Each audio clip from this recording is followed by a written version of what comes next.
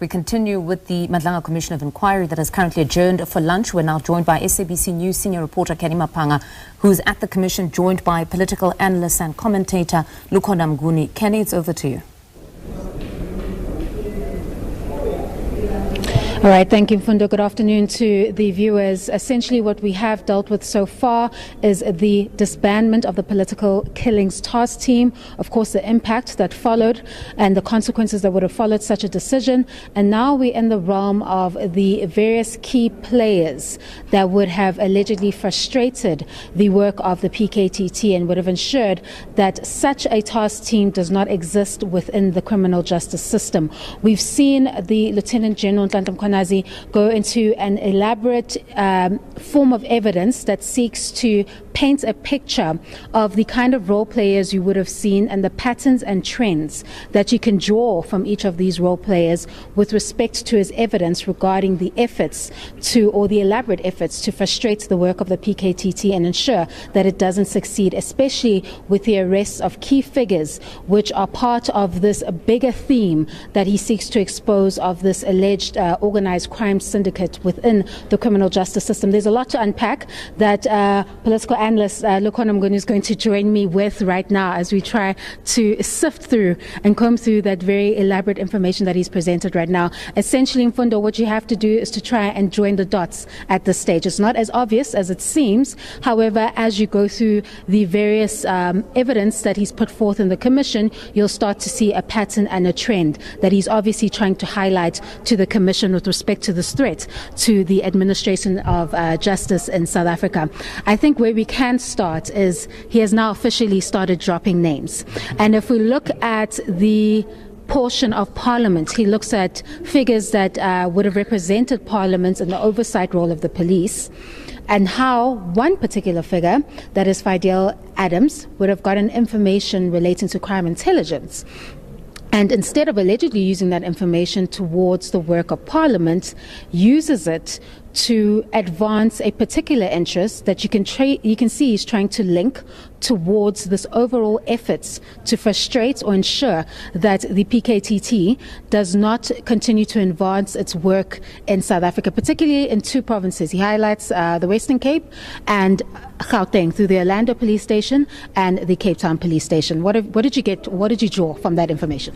Kenny, good afternoon to you and your viewers, of course. I mean, it's day 2 and we still have about 40 more pages of that affidavit from Lieutenant General Nhlanhla Mkhwanazi to go through. So, and of course, some of the matters being canvassed now are also going to feature again later on, as he has said. So, as you are saying, it's quite early days. But I think what is beginning to emerge, and I mean, of course, I must not fry the commission's chairperson, but he said, you know, his question as to why would there be such laborious efforts on a non-complaint, because and that's because I'm starting to see a trend here, and where probably Mkhwanazi is going, which is to try and say the 2 complaints laid by Adams in Cape Town and then 2 days later in Orlando Police Station, probably one were not only of his own action, they were probably coordinated elsewhere.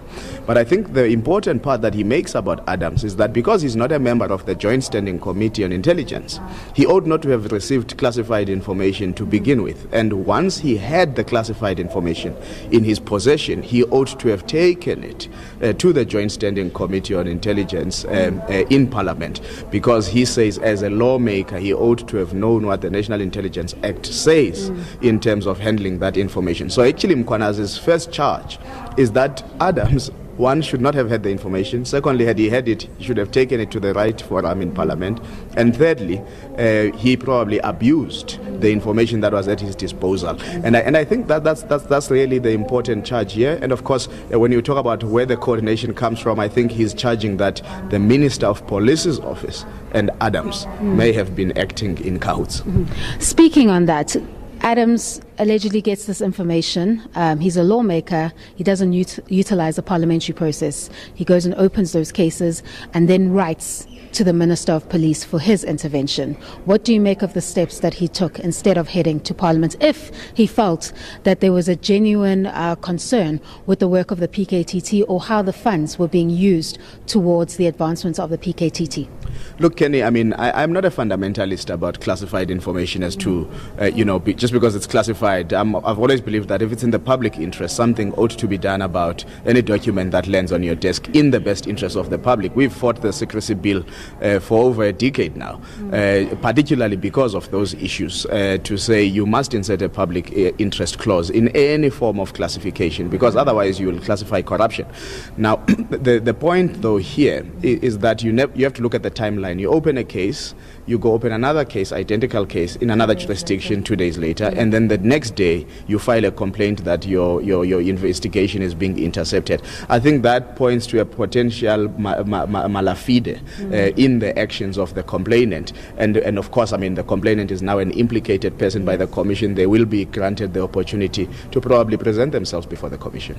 All right, thank you very much. That was political analyst Lukhona Mnguni going through this version of the evidence. Of course, more questions for the now suspended Police Minister Senzo Mchunu. Not only is there an allegation that places him at the center of this organized crime syndicate, but now we've moved towards parliamentarians and the alleged collusion between them and the now suspended police minister, and ensuring that the work of the PKTT was frustrated in its efforts to administer justice to South Africans. We expect more of that testimony after the lunch adjournment at 2 o'clock. Over to you in studio.